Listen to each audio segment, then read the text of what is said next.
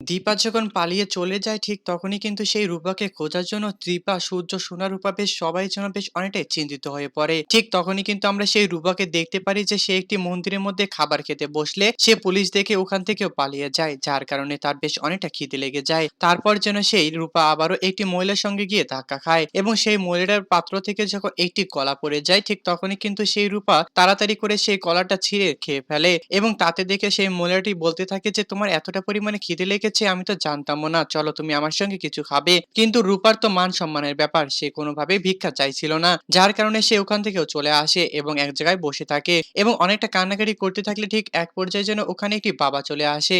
বাবা চলে আসা মাত্রই যেন সে রূপার মাথায় হাত বুলিয়ে বলতে থাকে যে মা, তোর এখনো পালিয়ে যাওয়া শেষ হয়নি। তুই একদিন পালিয়েছিস, 2 দিন পালিয়েছিস, এমনকি এমনটা করতে করতে তোকে একটা বছর কিংবা 5 থেকে 6টা বছরও পালিয়ে বেড়াতে হতে পারে। তুই এখন একটু সাবধানভাবে চলিস মা, তোর পিছনে অনেক লোকজন রয়েছে যারা তোর ক্ষতি করার চেষ্টা করবে, তুই কোনোভাবেই ভয় পাবি না, আমি তোর সঙ্গে আছি। এই কথা বলে যেন ওখান থেকে সেই বাবাটি হাওয়া হয়ে যায়। হ্যাঁ বন্ধুরা, অনুরাগের ছোঁয়া ধারাবাহিক নাটকের আগামী পর্বগুলোতে আমরা ঠিক এমনটাই দেখতে পারবো। আর আপনারা যদি আমাদের চ্যানেলে নতুন হয়ে থাকেন তাহলে চ্যানেলটিকে অবশ্যই একটি সাবস্ক্রাইব করে দিবেন। আর আজকের এই এপিসোডটি আপনাদের কাছে কেমন লেগেছে তা অবশ্যই আমাদেরকে কমেন্ট করে জানাতে একদমই ভুলবেন না। ধন্যবাদ সবাইকে এতক্ষণ আমাদের সাথেই থাকার জন্য।